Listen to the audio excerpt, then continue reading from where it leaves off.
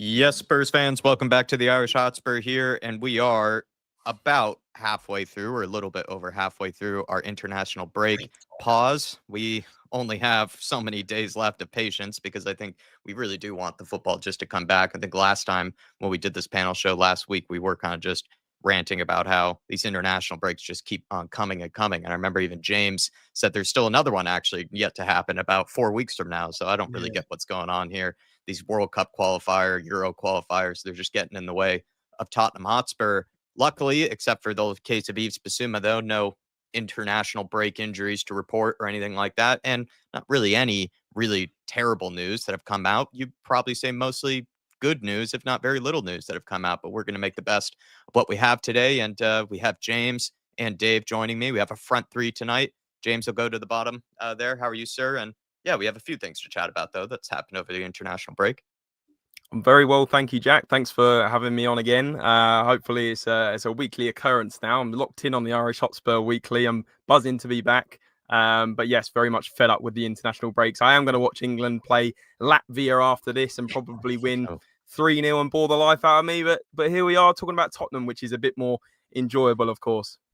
Well, Thomas Tuchel was complaining about the crowd. He seems to also even be sick of international break, even though he's the England manager. Dave, you have an Ireland game after this. Probably maybe a bit more entertaining, knowing that Ireland can probably cause a bit more stress than England do. Well, you would say that, but we got popped off the park the last time we played Armenia. So that's what I mean. Yeah, more entertainment. So long ago. For the neutral. And our World Cup hopes are sort of over. These games are just meaningless now. All we're looking for is just some sort of team to get behind ahead of the next campaign at this point. But do you know what, Jack? I'll be honest. It's nice not having loads of stories coming out of Tottenham over the international break.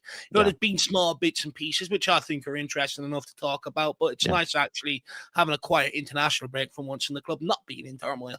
Yeah, exactly. There's not really any real disastrous news that have occurred injury-wise or even behind the scenes at the club's hierarchy. Just going to greet some people in the house, and then we are going to make the best use of James' time tonight, as well as Dave, because they do have some international games to look forward to. AK Shags, Harmless Potato, nice and early. Good to see you guys. Shawnee Maddox saying Kudus is starting to look lively for Ghana. Should we expect more output from him in the Prem? Also, what was that Bergvall miss?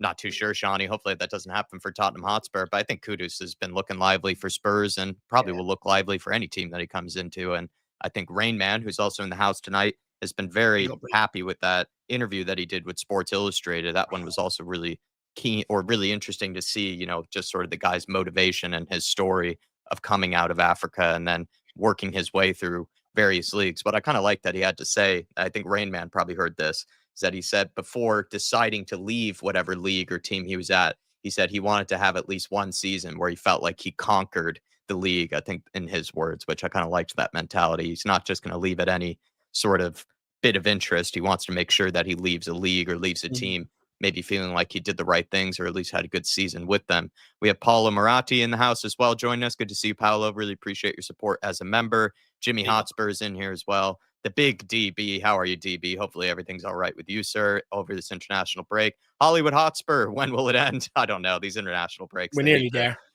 We're halfway through, at least a little bit over halfway through.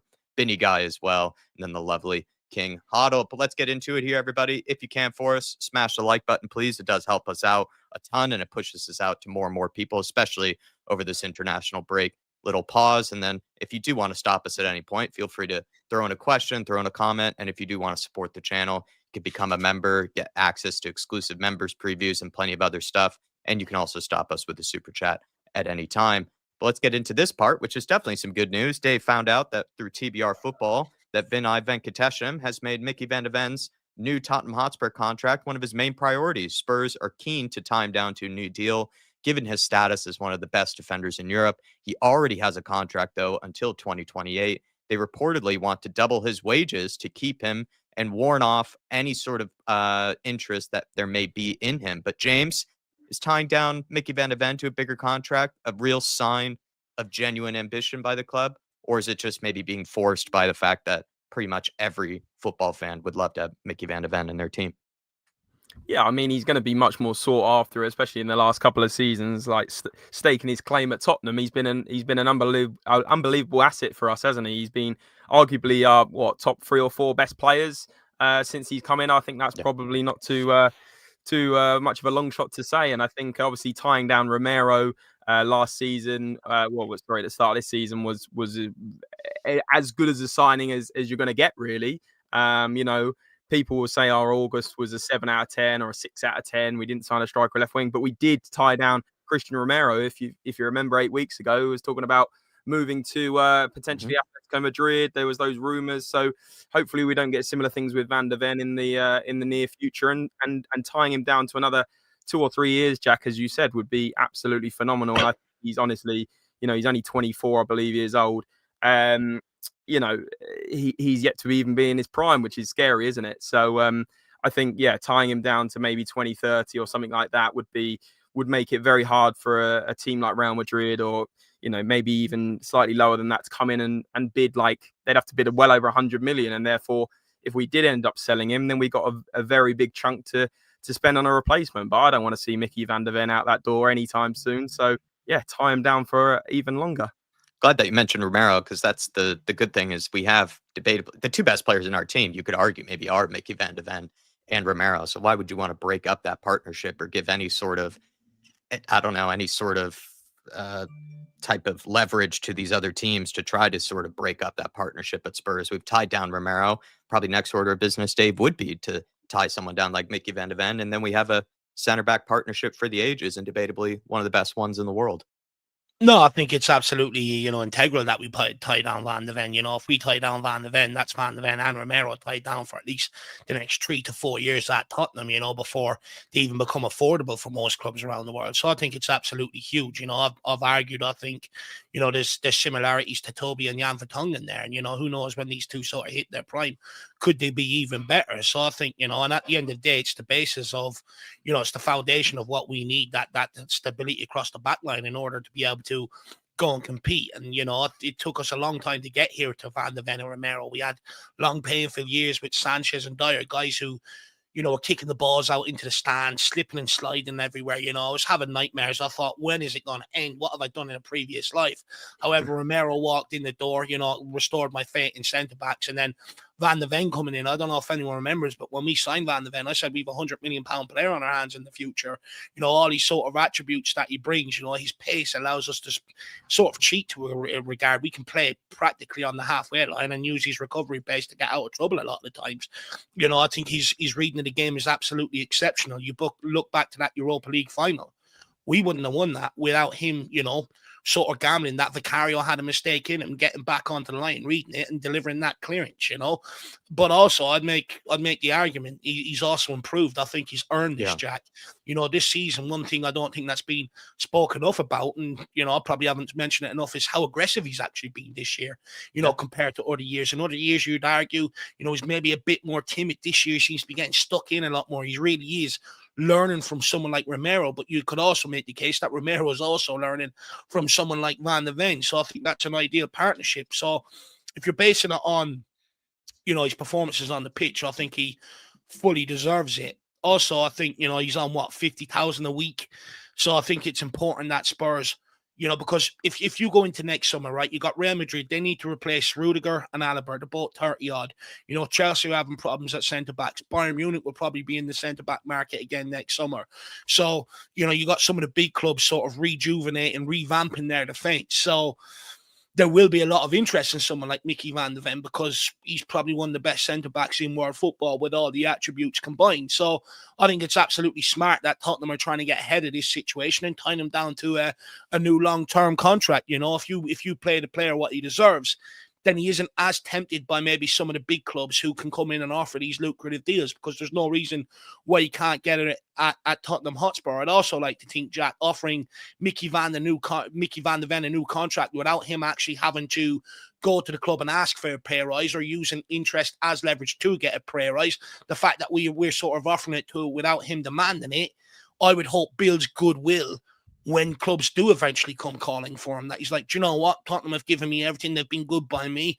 I'm going to stand by them and I'm staying, So hopefully, and at the end of the day, when a player does feel valued, Jack and James, their morale is high, which then you would like to think, they give more on the football pitch, they give more to the club, and ultimately stay at the club longer. I think the one maybe worry I have is I'm starting to see a trend in over the last couple of years at Tottenham that, when a player has 2.5, 3 years left on their contract, we're looking to renew.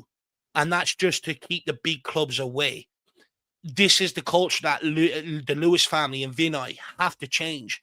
That we want players to sign on the dotted line because we're delivering consistent silverware, and that means then you can leave it a bit later to offer these contracts, which means the negotiations is more on your side than the player side and stuff like that. So I don't like the fact that we are, with 3 years left on a guy's contract going in there and sort of offering them a new one. I think the only reason why we're doing it is because I think they're well aware there's a big centre-back market coming in the summer. And, they want to tie Micky Van de Ven down and make him feel valued. And at the end of the day, by tying him down, it also makes him worth over 100 million. And when he's of that value, you tend to warn off a lot of the clubs.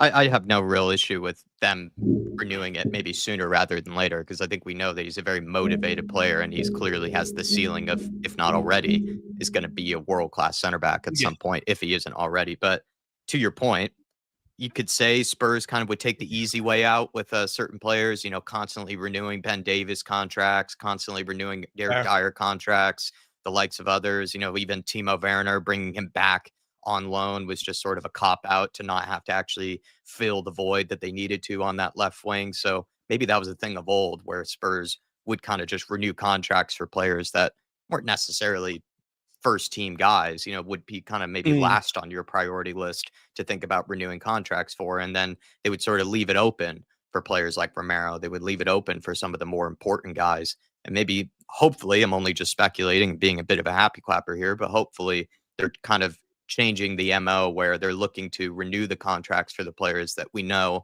are pretty hard to replace, or like pretty much first team players, the Jed Spences of the world, the Van de Vens of the world, the Romeros of the world of this team. So maybe that's the new kind of strategy at the minute. Even Palomorati saying it's Vinay's MO to tie down players with bumper wages. Van de Ven has earned it, though. I can't rule out Spurs doing a Levy, securing our top 4 assets. I don't think there's anything wrong with securing these guys. I mean, they would walk in almost any team in the Premier League.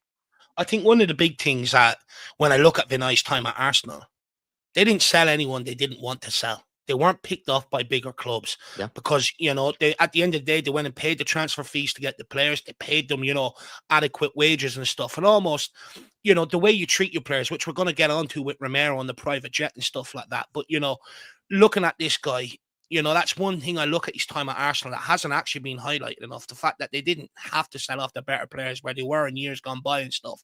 And hopefully he's starting to sort of bring that culture or that model to Tottenham Hotspur, because at the end of the day, Daniel Levy was all about retaining the value of the asset. And at the end of the day, they all had a price that he would listen to. Whereas with the Lewis family and bringing in Vinay, they're all their intention seems to be making Tottenham more successful on the pitch, And at the end of the day, they spoke about wanting to keep Tottenham in the name, and they've backed it up by putting £100 million up, as well. So I think, and you're tying down Romero, if you end up tying down Van de Ven, I think it's a good start to their reign and shows a lot of ambition, and we're not just tying them down so that we can recoup 100 million. We're tying them down because we want to add to it to go and win trophies. Just one thing that Dave did mention earlier is how Van de Ven is improving. James, Rainman, saying there were people asking if Van de Ven would fit in a Frank side. He's showing just how good a defender he is. Do you agree with Dave that despite how much people rate Van de Ven, maybe he did have things to improve on still? Yeah, 100%. I think Dave summarized it very well earlier. That I think there's a lot of Romero rubbing off on Van de Ven. I think he's been much more aggressive, especially when in that Bodo game where he did show a bit too much aggression. I thought I was watching Romero, not Van de Ven, when he got that arguably silly yellow card when he sort of was very rash after the disallowed goal. He kind of lost his head a bit. So he's probably got a bit more learning to do in the sense that Romero's actually, I think, blossomed into a bit more of a calmer player. I know that sounds nuts to say, but if you remember in his first couple of years at Spurs, he was getting about 12, 13 yellows a season. And now it's probably 5, 6, 7. So he has calmed down a lot, Romero, and he knows when to sort of stick his neck out or, get in someone's face to maybe wind them up, for example. So I think they're learning off each other, but I think Van de Ven, he's exceptional, obviously recovering the ball and how quick he is. That is such a unique asset. Name me another centre-back that's even near as quick as him in the Premier League. I think you'd spend about 10 minutes having a think. So just to be that unique and they work so well together. Romero's sort of the more aggressive one going forwards and putting in a sliding tackle almost on the halfway line, and Van de Ven almost recovering. The only time that didn't really work very well this season is against Brighton, where they almost roles reversed and it wasn't quite right. Romero was the one doing the ball recovery, and then if you remember, Minter went round Vicario. If that was Van de Ven doing the chasing, we probably wouldn't have conceded that goal. But yeah, like I said, they're learning off each other very well, and I think there's more to come from those two as one of the better centre back partnerships in the league, I think. And yeah, go ahead. Sorry, just quickly. I know we're talking about Van de Ven, but I can't let that Romero sort of jibe slide there from James when it comes to, the yellow cards. I just can't. Because, I'm not being funny. When we first signed him, he was playing with the likes of Dyer, Sanchez, Davies, Doherty. I mean, of course, you're going to look more aggressive when you're the only one throwing in challenges. All the other players didn't want to throw in challenges. They couldn't challenge for the ball. Dyer used to jockey all the way back. Sometimes that guy would jockey himself back into the fucking dressing room. It was embarrassing. Sanchez couldn't even get close to make a challenge because he'd be slipping and sliding everywhere. Davies is another one who backs off. And Matt Doherty isn't exactly known for challenges. So when Romero walks in here and shows any ounce of aggression, which, by the way, someone like me was calling for across that back line because it was badly needed. Being a centre back, you've got to be aggressive. Your main aim is to go and stop usually 6'4+ strikers and stuff like that, big guys that you're up against and stuff. So you got to be aggressive in your defending. So it's very easy to look rash when you're the only one actually defending properly. No, I do. Sorry, just to come back on that. I do agree with your point, but I think not just the yellow cards point. I think in genuine games, I think Romero he's blossomed and he's become more intelligent in when to put in that, smashing challenge or whatever. I think I get your point, Dave. I think he was surrounded by, as you called him, GPS Sanchez and Moon Boots Dyer, for example. That was a couple. Now I've got Rombombelicious and Flash. Yeah, I remember being in tears for those nicknames when you came on my channel first time. But yeah, I get your point. But I do think Romero overall has become a more mature player. He's going into his prime now. He's 27 years old. Like he's going to be less reckless, I think. But it's good that he still does have that unbelievable aggression that works at times. I think Martin Walton has it spot on. Good to see you, Martin. Where Romero's maybe rash challenges that probably James and plenty of fans have alluded to plenty of times, I think did actually have to do with him just having this frustration about what was going on around him, where it was just sort of him just feeling like, do I have to do this myself type of thing. Where I remember Dave and I were at the AC Milan game in the Champions League, the very, very boring, I think it was, right, the 0-0 game. Yeah. And there was that moment where Romero got that, second yellow or that red card. And the reason I think he did it, because we were right behind the goal. Ben Davis was just being constantly caught in no man's land between either just sort of sitting back or just sort of trying to put pressure on the guy receiving the ball. I think Romero reached towards the end of the game, and we actually needed to start showing a bit of aggression and trying to bring the ball back. Just sort of lost his head and was kind of like, I guess I'll just do this myself, and just absolutely clattered into the player. But maybe that's where the maturity has kind of grown in him, and that he's probably less prone now to just sort of lose his head like that out of just being the competitor that he is. Sometimes you can maybe almost be, maybe I'm not putting this right the words, but he's almost so competitive that he then sort of loses his head and just decides just to do it all himself. And I think maybe that's where the maturity has come in, where he just knows, listen, as much as I'm frustrated right now, I can't hurt my team by getting myself into a bad position here, because they look to me as being the example now. Whereas before, he probably just, like I agree with Mark, just got frustrated with what was around him. I see a lot of similarities myself and Romero. I can get frustrated in pro clubs at times with the likes of James and players like that not pulling their weight and rash to take a challenge out on someone else and get a red card because I'm frustrated. I fully understand it. Great point. Yeah, well, from one classy player to another. Let's go on to just quickly this question that you have here down, Dave. Just I think it's an interesting, thought-provoking one. Lastly, on Van de Ven here, or maybe just the team in general. Is doubling wages for a player this early into his deal a bit of a slippery slope? Could it set a dangerous precedent with other stars maybe starting to expect similar treatment? Just maybe explain that. Yeah, question. I think it's one of them. I remember Harry Winks was getting a contract every 2 years at one stage, and I'm sitting there scratching my head. I'm like, for what? What has he actually done to earn it? And then we got ourselves into a big financial mess under Steve Hitchen when we had a lot of players that we weren't really recouping any value for, which I said there was no value in them. A lot of people told me I was wrong. It looks like when you go back and look what we sold a lot of these guys for, we didn't recoup a lot. I was absolutely spot on in terms of the quality of the players. But the problem we had is they were all on massive wages, 80 to 100 grand a week. And it really hampered us in terms of players that we could bring in, because any player that you're looking to bring in, that's anyway half decent, they're going to be find out straight away what these guys are on, and they're going to be asking for more, which then means you get into a realm of overpaying for players and stuff like that. And for me, I think it's a dangerous precedent. I think, however, what I do like about it is if it's your better players in the squad, and they were on low wages compared to what they're putting out there, like Micky Van de Ven, it's fully understandable, and that's the way it should be moving forward. And I think it paints a good precedent that if you go out there and perform and you earn it, the club will reward you without you having to go and beg to it. However, if it's executed and the likes of Johnson starts getting a new contract and stuff like that, that's where you fall into the same trap like you did under Steve Hitchen. At some point, Tottenham have to pinpoint and realise, okay, this guy is a great player. He's going to retain his value, or it's going to go even more once we tie him down to a long-term contract.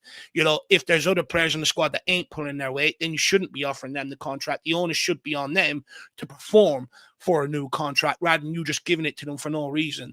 But the way it looks like, and I know some people have their problems over the Bentancur one, but again, for me, I have no problem with him getting a new contract. One of our better midfielders, I'd argue, him and Paulinho is the best in that base, in that double pivot and stuff like that. So for me, I'm happy with the way it's going now, but if I start seeing Davies get another contract at the end of this year, Johnson getting a new contract, then you're going to get yourself into the same situation we're under Steve Hitchen.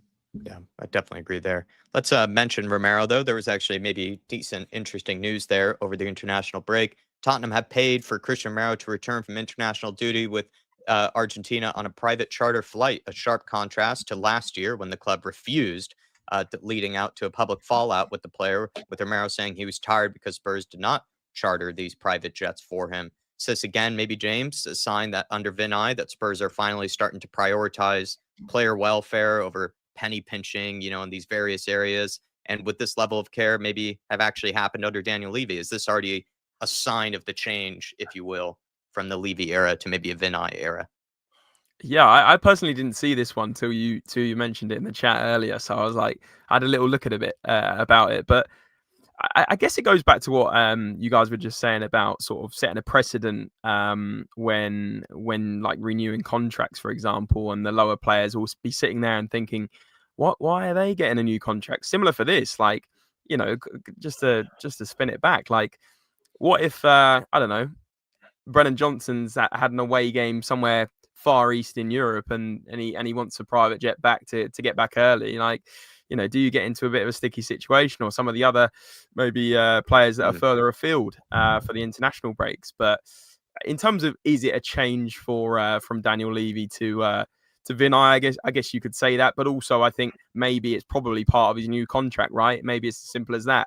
In his contract, there's some kind of clause that says when he's at an international break in midweek or he's further afield, he will get a private jet back as part of that deal and with the club. So it could be as simplified as in that sense. I reckon it's in his contract somewhere. That's actually kind of funny. It made me remind myself of a scene in Succession where part of a contract deal was about lessening the private jet flights. But in Romero's case, it's about increasing the amount of private jet flights that he can take back and forth between Argentina duty and Spurs. I mean, Dave, does this move suggest that Vinai Venkatesham is more in touch with the modern player expectations than Levy ever was? He cares more about the welfare than saving a bit of money here and there? Well, I think so, Jack. I think when you look at it in years gone by, right, Daniel Levy sort of had this, well, once he's on international duty, it's their responsibility. It's up to them to make sure they get back. But, we have big problems off the back of international duty, trying to win games and stuff like that. And when you're buying players from all over the world, some of them are going to come back, a day or two just before the game. And it's not ideal for any player. It's not ideal preparation and stuff like that. And at the end of the day, I'm not being funny. I was shocked that Romero had to come out and complain about it. No, I know a lot of people at the time would have said, "How does this guy think he is?" and stuff like that. But actually, upon looking on it and stuff like that, I actually think Romero said something for the greater good of the squad. I think at the end of the day, that's something like Son's duty, to make sure these players are getting the best care. That's your captain's duty. That's your manager's duty. And I feel like if you're Romero and you're away with Argentina, and you're seeing all these other clubs charter private jets to get their players back for their own benefit so that they're back ready and fit for the game on the weekend. Imagine if you're Romero sitting around in an airport waiting for a scheduled flight or waiting, because there's Or paying for delays it and yourself. stuff like that.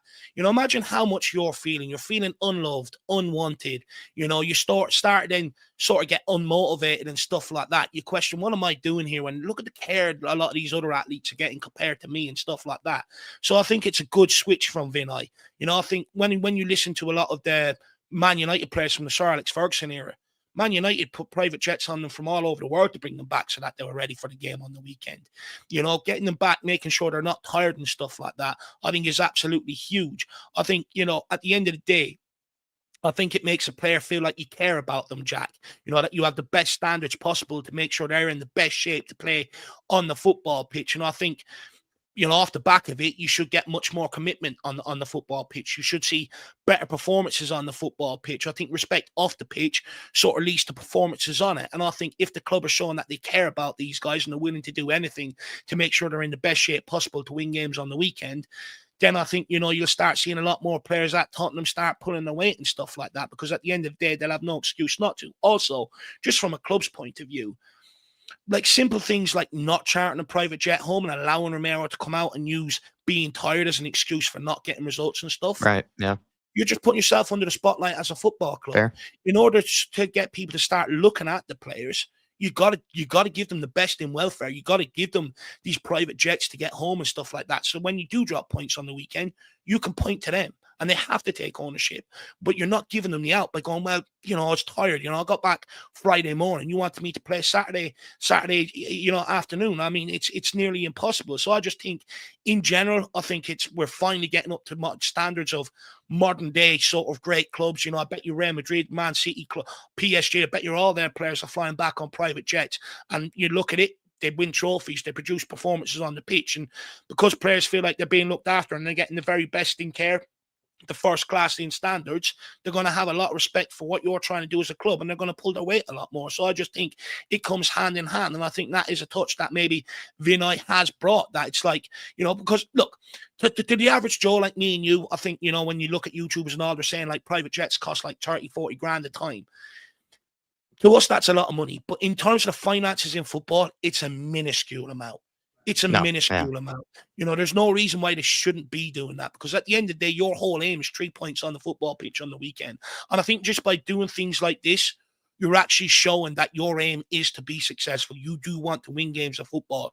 You're not looking to nickel and dime and save money here and save money there and stuff like that. So I think all in all, if you're providing the best service, then the players have no excuse. And also, they probably make the money back just from a Romero goal, James. If Romero scores a goal this weekend against Aston Villa, just all the pint sales that would happen afterwards, all the extra ones, they probably earn the money back. If he scores, hopefully he does an aeroplane celebration. That'd be a good one. But listen, 30-40 grand, like Dave's saying, if it is 30-40 grand every time he comes back from South America, let's break that down just quickly. Say there's 5 international breaks a season. It's 200k. It's like a week's wages for Xavi Simons or Romero. Like, we're not talking that much money. Of course, it's a lot of money for us people like us, but for the club, yeah, it's not a lot. But I just wanted to repeat my point to Dave on the fact that, if a player is feeling more valued and, like you said, like gets what they want, and we're catching up with other clubs, I think my point at the start then is, the question is, who else gets that treatment? And then do the other players then go, actually, why is Romero or I don't know, Xavi Simons? Well, I don't think it should be specialised. I think anyone that's heading away on international duty, if they're, they should be flown back, and in terms of private jet, and make sure they're back ready for the weekend. Every other club is doing it. I mean, you look at America, all of their teams travel around on private jets and stuff like that and everything else. I mean, it's sort of the standard in sports nowadays. We were only doing it the way we were doing it is because we wanted to save money. That's the bottom line of it, and that then you question why you get some good performances one week, some bad performances another, because players don't care, because the club ain't looking after them. They're away on international duty. Romero sitting there with players that probably, maybe some new players that have come into the squad that haven't really won as much as him, and he's seen them going home on private jets while he's sitting there waiting to board a plane with someone like me. You know what I mean? I mean, it's not on. It's not on. Like, if you want Romero back to be able to perform at his optimal on the weekend, you got to fly them back. At the end of the day, it's just taking care of your players, taking care of your athlete. Why invest all that into the training ground? Why invest all the wages you do into them? Why pay the transfer fee for them? If you're not going to try and give them everything, such a minuscule fee, like you said, maybe 500k per player, which is minuscule in terms of football finances. Why wouldn't you go that extra mile to make them feel loved and stuff like that? And I guarantee you'll see a better return on the football pitch. Yeah, I think you're right. And like you just said about like waiting around or going on a normal flight, like you probably wouldn't see Messi, Alvarez, McAllister doing the same, would you? Romero's probably thinking, hang on a minute, why am I not doing the same? Yeah, so I do get your point, but yeah, you'd like to hope that they funnel that through to the rest of the team and give everyone an allowance. I know Romero probably travels the most for internationals out of any of the squad, if just thinking about it now, but yeah, you'd imagine that everyone should get a budget of some sort. Just to maybe that slippery slope that you were talking about, though, James. I mean, Spurfer, I think, is saying if your teammates are getting it, you'd feel left out. I can see the logic in that, but I'd also feel like you'd be a bit daft, though. Like if you're sort of a competitor and someone in a team, like who the better players are, who the more important players are. Is Brandon Austin like going to be expecting to be treated the same way that Christian Romero is? Like surely that's a bit ridiculous. Like same thing with Ben Davis. Like surely he shouldn't be expecting to be treated exactly the same as someone like Romero. Romero is someone who plays week in, week out, is your best chance of winning trophies, is your leader on the pitch. He's someone that can do things that others can't. It's just maybe the way of sports and the way that team dynamics go. Like, your role, that some players are going to be theoretically more important than others. And maybe with that, get paid more and also get more benefits to that. I think it's just a way of life, if anything, if not a way of sports. So I can see how maybe someone would feel left out. But at the same time, I'd feel like you'd be a bit crazy to feel like you should be treated the exact same as someone who contributes far more to the team than you actually do at the end of the day. Did actually find some. Yeah. If you want I fully understand the point you're making, to be fair, Jack, that some players, get more treatment than others. However, I think that should be shown in terms of the wages they're bringing in terms of the standard, in terms of bringing players back from international duty and having them back on time and ready and stuff.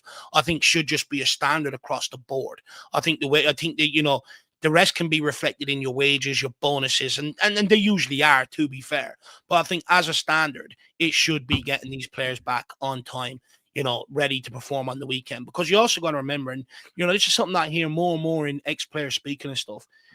A lot of their moves are actually made on international duty, where you got players from other clubs getting into their ear, would you like to come to this club and stuff like that, and you're seeing that more and more happen in football, where players are actually sounding out the interest for the clubs while they're away on international duty. And if you're a player and you're, say, Romero, trying to convince one of your Argentinian teammates, well, one of the first things is, the first thing they're going to see is, well, what condition are they going to have me in for the game on the weekend? And straight away they see, well, Romero has to wait around while I'm on a private jet and I'm out of here. So it's sort of like straight away that are already turned them off Tottenham Hotspur, and like Romero has a lot of convincing. Whereas if you've got these standards applied, it doesn't matter who it is.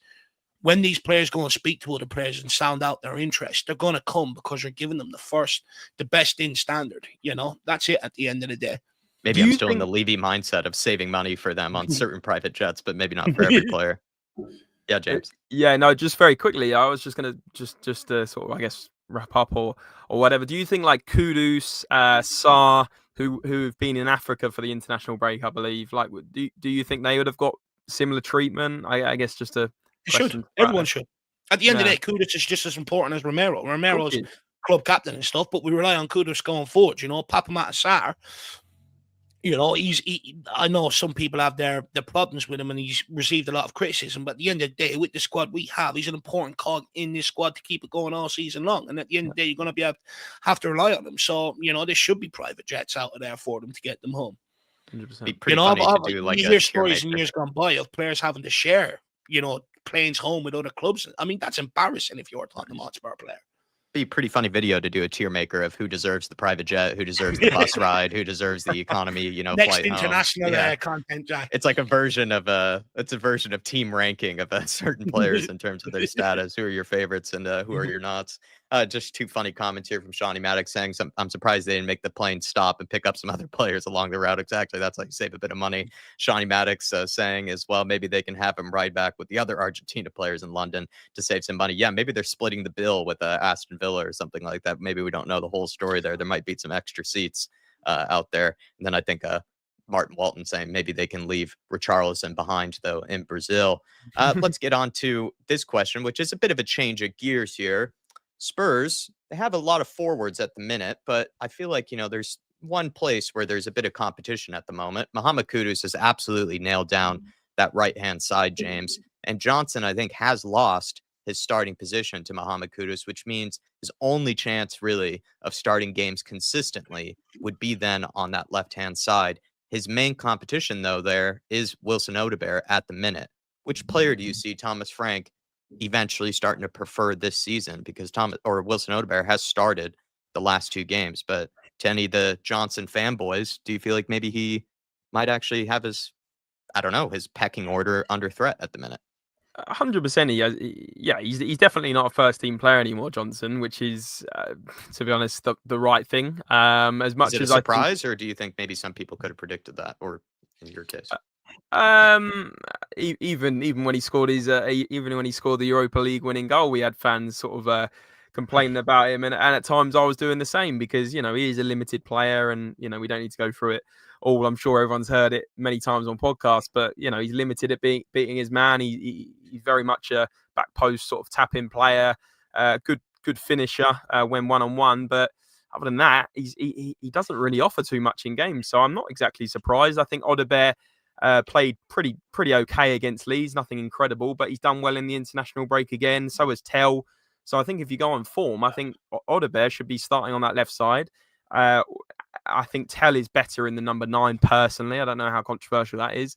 And Kudus on the right, 100%. But then you've got to remember, Jack, that we've got a game every 3 days for the next 6 weeks. So yeah. I think Johnson is probably going to come in and start one of these games eventually, probably the more easier one of the 6 or 7 coming up. And when he does step up, he has to step up and make an impact, because I tell you one thing, Thomas Frank won't settle for mediocrity, that's for sure. And with January around the corner, it is difficult to buy players, but I'm sure we will be in the market and trying to get a winger. And don't forget also, Kolo Muani, he's going to be back in the fold soon. Obviously, he'll be more of a number 9, but can play on the left-ish.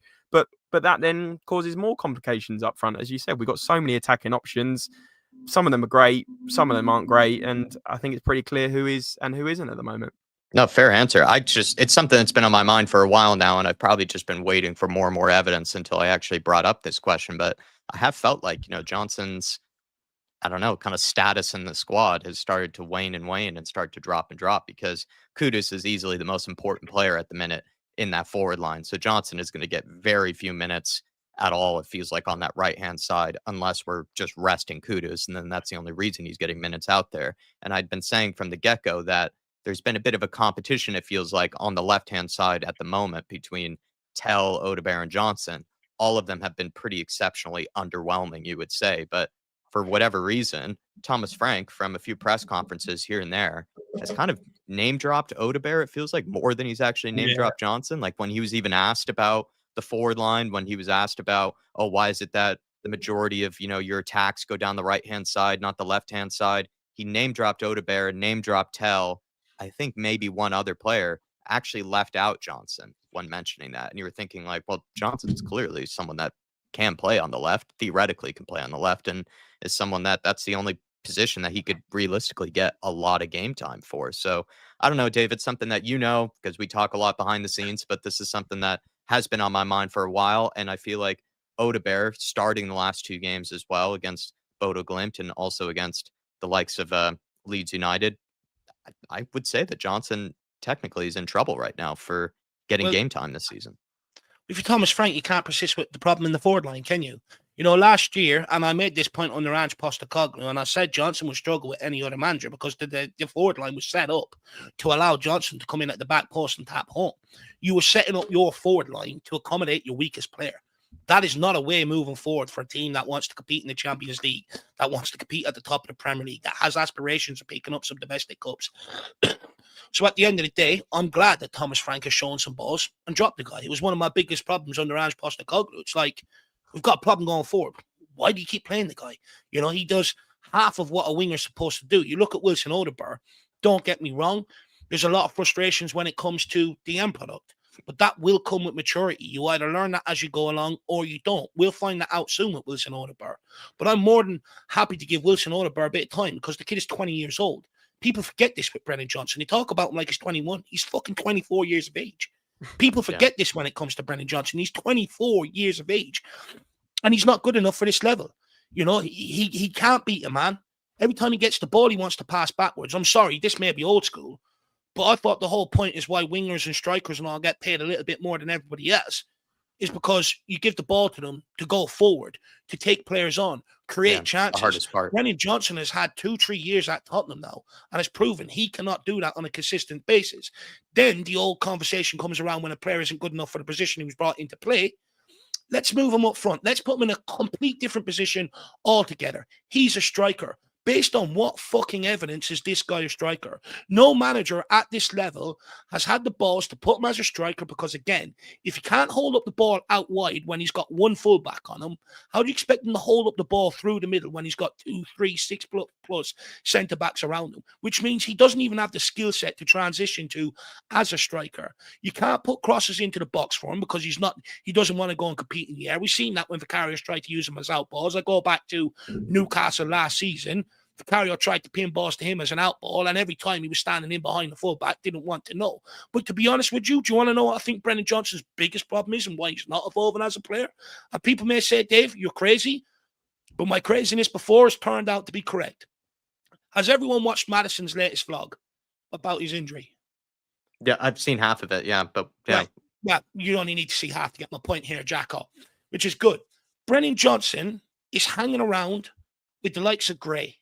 People like that, all the younger members of the squad. And he acts like one of them. You know, Maddison is in there doing rehab, and the guy can't even get into the starting 11. He's standing in the window pulling stupid fucking faces. The guy thinks he's fucking 17 years of age. You know, he doesn't realize he's 24 years of age and needs to mature. He's hanging around with players that are not in the starting 11. I'm not being funny, but when you're hanging around with the likes of Archie Gray, what are you learning from him? You know, there's no guidance there. There's not him. He's not sitting there telling you, you know, you need to perform better. And I just don't think Johnson gets it. I think he'd be bounced out of the club sooner rather than later purely because it's going to click too late with him. That he's 24 years of age. He's got 6 years left at the top. He's soon to enter his prime next season when he turns 25. And his standard is nowhere near good enough at this. But I don't see him doing anything to try and fix it. When he gets he got a performance out against Bodo Glimt.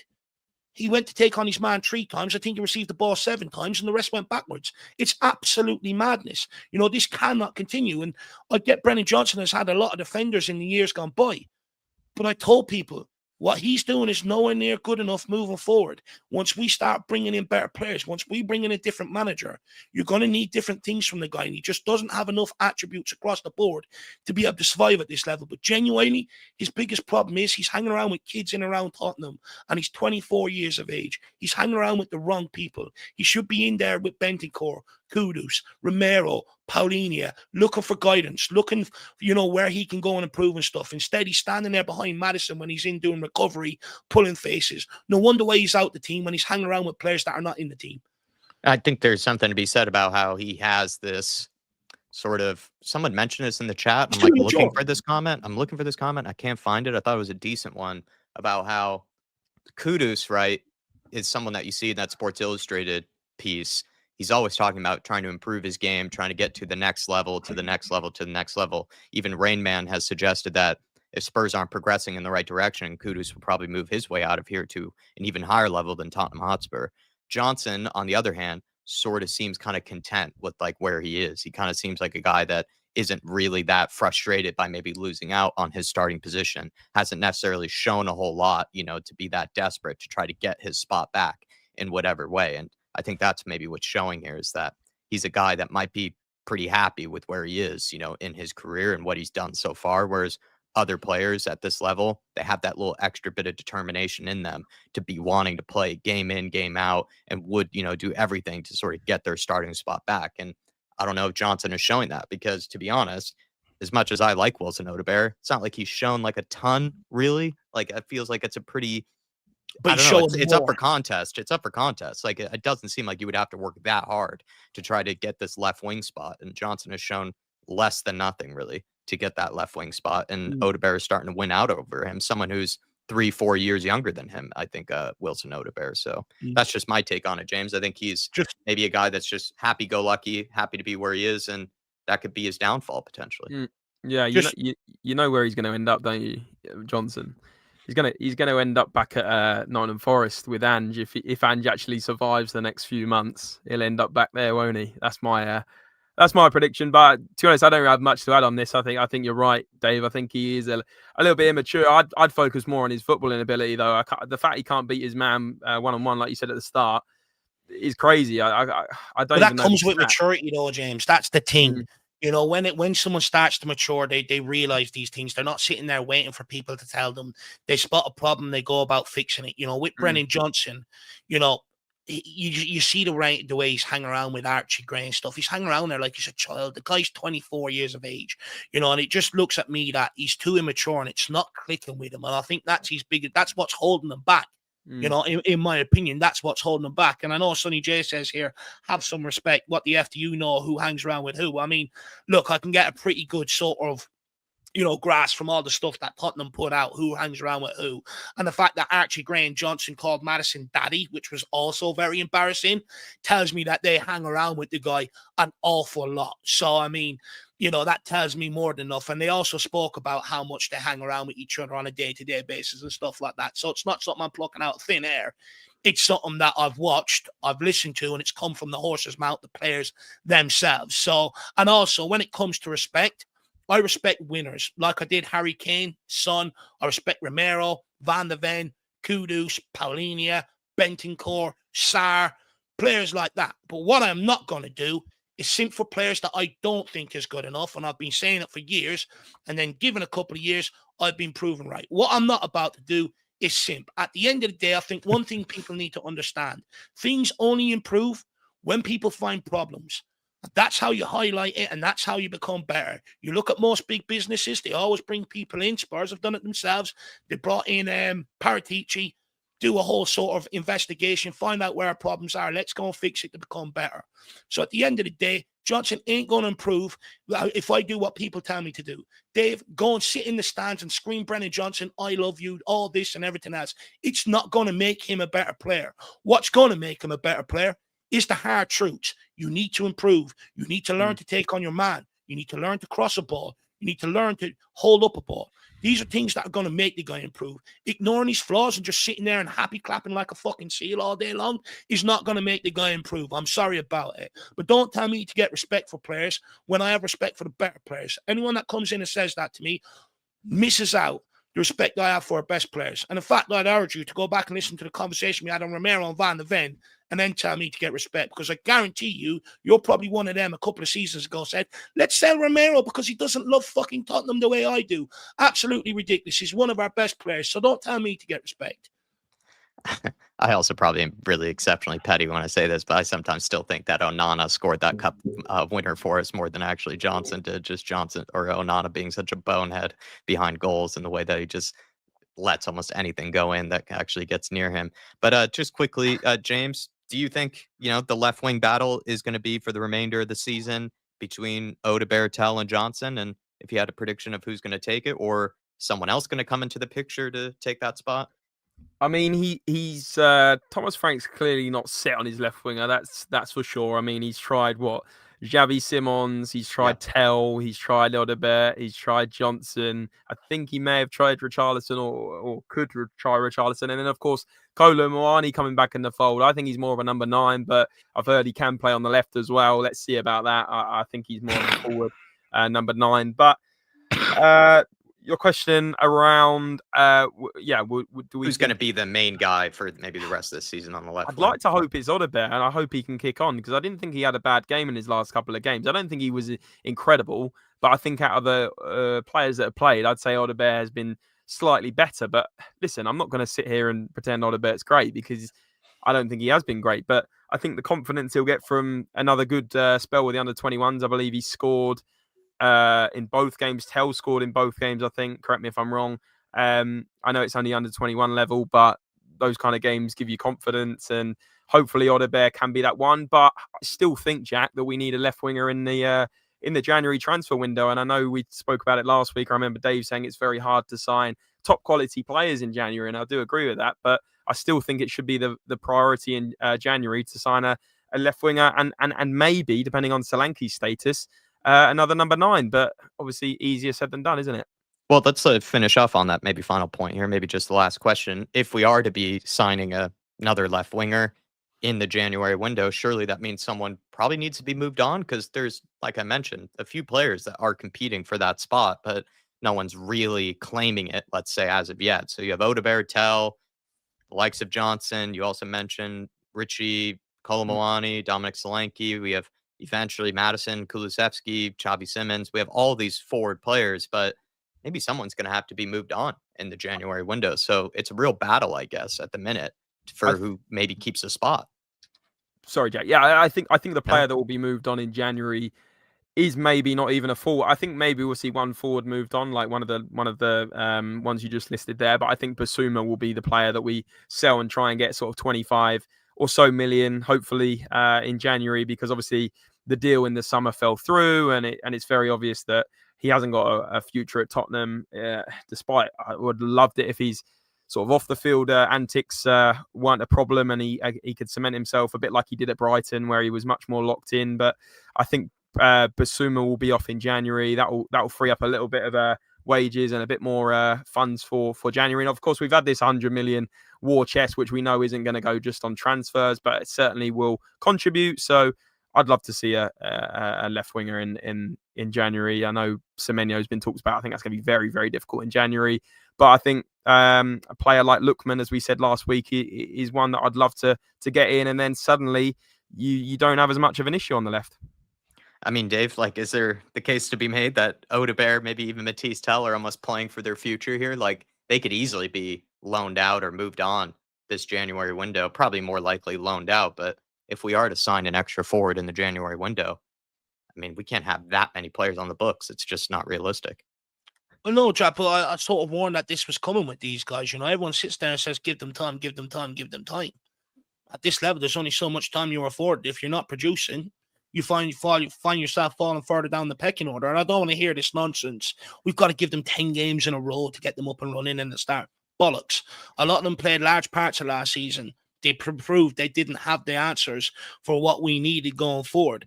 And I think people forget this. And at the end of the day, when I think it was this very panel show, obviously James wasn't around at the time, but, we spoke about who we think would be left out of the Champions League squad. I said Matisse Tell. Most people said, Dave, you're chatting rubbish, this, that, and the other. I was like, no, Frank's not having him. I don't think Frank is having him, and I don't think he produces anywhere near enough. And when I looked at the squad, the amount of forward players we're carrying, and at the end of the day, a lot of them don't produce. What are we supposed to do? Just keep them here, willing and hoping that they're going to produce? No.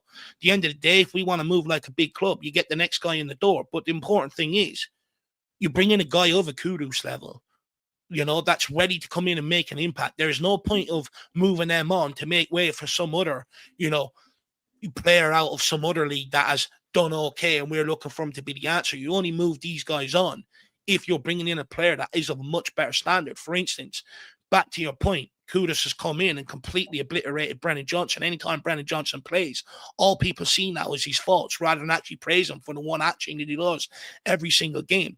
You bring in a player on the left-hand side, you're going to see the exact same. And then all of a sudden, you realize these players ain't good enough. The likes of Matisse Tell, Odegaard, they're 20 years of age, no problem. Send them out on loan for a year or two. They could very well develop, no problem whatsoever. But Brennan Johnson at 24, what's the point of sending a 24-year-old out on loan? You already know they're not good enough. He's got to be sold.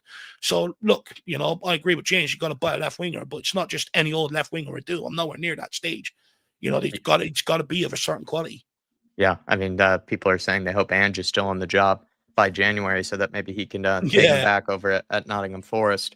I think we're going to start wrapping things up here. We probably could mention just quickly, and maybe we'll probably carry it on to the next show, but the £100 million investment. I mean, just quickly, James, as I get your channel into the chat here, do you see Spurs investing in a left winger this January window? Is that actually something you believe in? I think that should be the priority. I mean, I look at the rest of our team, not to go through it line by line. But as you said, the centre back partnership is very strong. The only other thing I'd say is, and our midfield's pretty decent now, isn't it? We've got a lot of options there. I think it has to be our forward line and potentially another fullback, because when you look at our fullbacks in terms of first team quality, you've only got Jed Spence, Pedro Porro, and Destiny Udogie, which are all fantastic players in their own right. But what happens if you get one injury? Then you're playing both of them every single day in all the cup competitions, which is just not viable, Jack. So I think it certainly should be a left winger and a fullback in January. I don't think there should be an excuse. I know I'm not going to repeat myself, but I know it's very difficult to get a player in January of a caliber to start for Tottenham Hotspur, but they've got to be doing their homework now. Surely you'd like to think that they've got something in the pipeline, a few options on the wish list, and I'd like to see that 100 million or something spent in January now, because it's going to be key, especially if we get through in the Champions League, Jack. We get through in the obviously FA Cup starts in January for us. And then the Carabao Cup, I don't know if we're going to beat Newcastle, but say we get through in the Champions League and we're obviously in the Premier League, that's still a game every 3 days. You need squad depth and you need a good 11. And I think we're 8 or 9 out of the 11 there that I can rely on every week. But it's the left wing and the additional fullback we definitely need. So that's what I'd go for. Go ahead, Dave. On the 100 million, Jack, I'm a bit worried that fans look at that and go, we've got a massive war chest to go and spend in January. I don't think that's the case. I think, you look at it, right? £100 million player, you're thinking 60, 70 million actually brings in a player of the desired quality that we need, in terms of Tottenham Hotspur and moving forward. So it's not, even if they did give you the full 100 million, it doesn't actually get you a lot in terms of this day and age and stuff like that. If you're talking about bringing in the right quality and you don't want to make the same mistakes you have made with the likes of your Udeburs and your Tells, right? Second of all, that money is also going to be spread across the men's and women's team. So if you're giving some to the women's team, you're taking less out of that 100 million towards the men's team. Also, some of that will go into operational costs, paying off loans, paying off historic transfer fees that we still owe and stuff. So by the time January comes around, you might not actually have an awful lot of that left. I think when it was put in, I think, one thing in the statement was that I think many people missed, it was for operational costs. And I think they sort of alluded to that maybe further investment was coming down the line. So it'll be interesting to see whether they maybe put in a bit more, coming up to the January transfer window, just alone for transfers. But I wouldn't be 100% certain that 100 million is a £100 million war chest for Tottenham Hotspur. Yeah, I feel like Spurs, they could invest a bit in January. Maybe just this money is there. So in case they do see an opportunity to invest big in someone that they don't have to penny pinch and sort of push money around like we did before and then end up sort of wasting an opportunity. But just in January, I don't usually have high expectations of any club really to be splashing the cash. Even the most rich clubs don't usually tend to, spend a lot of money. I think the only exemption was that time with Chelsea when they got the American money in. And then they just were splashing money left and right in January. But you don't see it that often with the really cash-rich clubs where they're just spending a ton in January. They usually wait until the next summer window to actually really invest a lot. Because as Dave has mentioned a million times, usually, especially in the forward areas, there's usually not a lot of clubs that are willing to let go of their best players, and that's what we would be going after. We'd be going after the Semenyos and stuff in the game. And you're not going to be able to get someone like that mid-season. It's just not really how it works. And no matter how much you offer, even sometimes clubs will just say, listen, we'll talk to you in the summer window, but we're not getting rid of them mid-season when we can't even replace them, in a month. So it's just one of those things where it'd be nice if we got a left winger in January. I'm not exactly getting my hopes up though, because I just think it will be difficult to sign one of real quality unless they maybe are pushing for the move themselves. Yeah, no, I fully agree with you. I think, but I would say there are other areas. I think you could get in a good quality fullback. I think you could get in maybe another centre midfielder. I just think the forward line. Yeah, the problem you got is if a player sells you their best player, it's gonna have an effect on their prize pool, where they finish, their standings at the end of the season. Then you're also, like you said, you got 1 month to operate in. It's not just a domino effect. You got to wait for that club then to find the right player and the other club and stuff like that. It's very hard window to get the desired quality. You go back to your whole lifetime, everyone, as a Tottenham fan, How many real game-changing January transfer windows have we actually had? You know, I remember that, of course, the Kulusevski, the sort of Bentoncourt one was sort of transformational. But how many of them have, across the board, many clubs actually had in their history in terms of January? It's very difficult. Yeah. Matt Barden saying what we can't do is panic buying January. If we Yeah, can do better next summer, then wait for the better options. That's why I've yeah, kind of put the narrative. It's between, I think, these three at the minute, guys who haven't really overwhelmed us in any way. But I think it is a battle between Tell, Johnson, and Odebear as the future for that left wing position until we maybe relook at things in the summer window. I'd be yeah. very surprised if Spurs brought in a real ready-made replacement for them in the Just very January window. I think it's up to those three this season to prove their worth. just very quickly though, I do think there is a few players out there that I agree with the panic buy. We shouldn't panic buy, but there are a few players out there that you can get on a 6-month loan with an option to buy, and then it's not a risk, right? For example, I mentioned it. Like, I think I mentioned it on this channel last week. Ademola Lookman. He's played 2 matches for Atalanta so far this season. He's playing week in, I say week in, week out. He's playing every time for Nigeria. So something's gone wrong there. His Yeah, agent came out he very pushed for the publicly move, in the yeah. summer and said he wants to move. He's clearly going to be on the move in January. A player like that for 6 months would be better than all the options we have.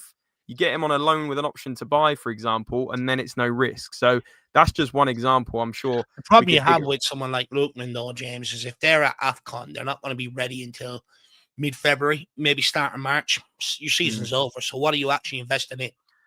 You're investing Yeah, in, true. you know, True on the AFCON ahead of the summer. situation. So, and I honestly, I think that's why we didn't get him in the summer towards the end of the window. The deal was there to be done, but I Mm. think Spurs looked at it and gone, AFCON is a huge problem. They're going to be missing for at least, you know, from November to February if they go far. So I think Spurs will be very, and I think you'll see a lot of clubs very hesitant in moving for players that will be at AFCON because, you know, by the time they get back and in peak condition, you're talking March. Your season's already over, more or less. Yeah, it's a difficult one. I just know what this fan base is like. If we get to the end of January and we haven't made a sign in that department, it's going to be a meltdown, isn't But there? it's important not to rush, though. Back to Matty's point, you know, like what you can't do is start filling up your squad again with the likes of your Matisse Tells and stuff like that. You know, if the quality ain't there, hold back to the summer. Trust the guy you've got in charge. If he's as great as everybody says he is, he'll make it work. Knowing Yeah, me, we I'll don't. probably be a hypocrite where I said I'm not that pressed to panic buy either in January, but then on we'll all be February sitting here 1st, I'll be going, man. complaining that we didn't get one in the in the January window. So I know I'll true. be a hypocrite. Literally in 3.5 months, you'll be having a meltdown on this very show, honestly. Exactly.